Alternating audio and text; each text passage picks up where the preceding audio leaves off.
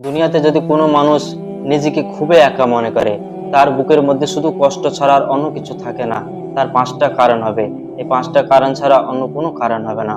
প্রথম কারণ, তার বাবা আর মা তার পাশে নেই।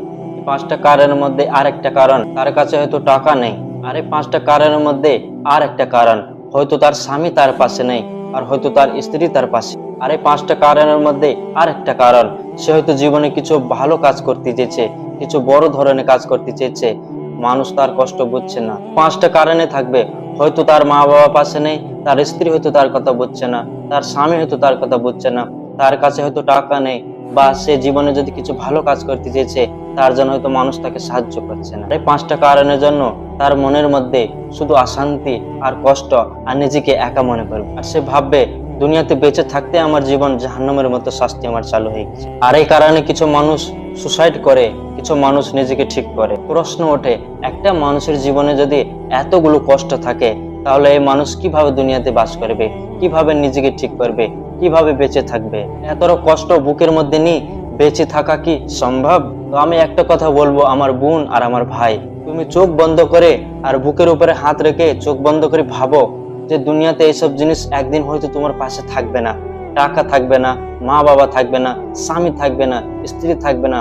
তুমি যে কাজ জীবনে করতে চাইছো, সেই কাজও একদিন শেষ হয়ে যাবে, আর থাকবে তুমি একা। কারণ তোমার বাবাকে, তোমার মাকে, তোমার স্ত্রীকে, তোমার স্বামীকে, তোমার কাজকে মৃত্যুর মজা একদিন চাকতে হবে। সবাইকে এই দুনিয়া থেকে একদিন চলে যেতে হবে। তখন তুমি দুনিয়াতে কিভাবে জীবন কাটাবে? তো প্রশ্ন ওঠে, এতগুলো কষ্টকে কিভাবে দূর করব?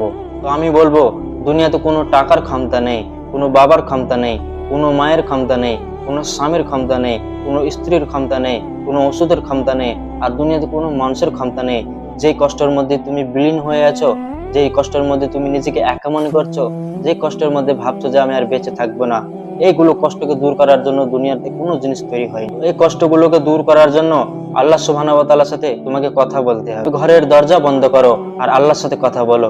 আল্লাহ, দেখো বাবা আমার কথা শুনছে না, মা আমার কথা শুনছে না, স্বামী আমার কথা শুনছে না, আমার স্ত্রী আমার কথা শুনছে না, আমি যে কাজটা জীবনে করতে চাইছি সেই কাজটা আমার দ্বারা হচ্ছে, দুনিয়ার মানুষ আমার সাহায্য করছে না, আমার কাছে টাকা নেই। আল্লাহ, এই জমিন আর আসমানের মাঝখানে কোনো মানুষ আমার কথা বুঝছে না। আল্লাহ, তুমি তো সব জানো, তুমি আমার সাহায্য করো। আল্লাহ, তুমি আমার সাহায্য করো।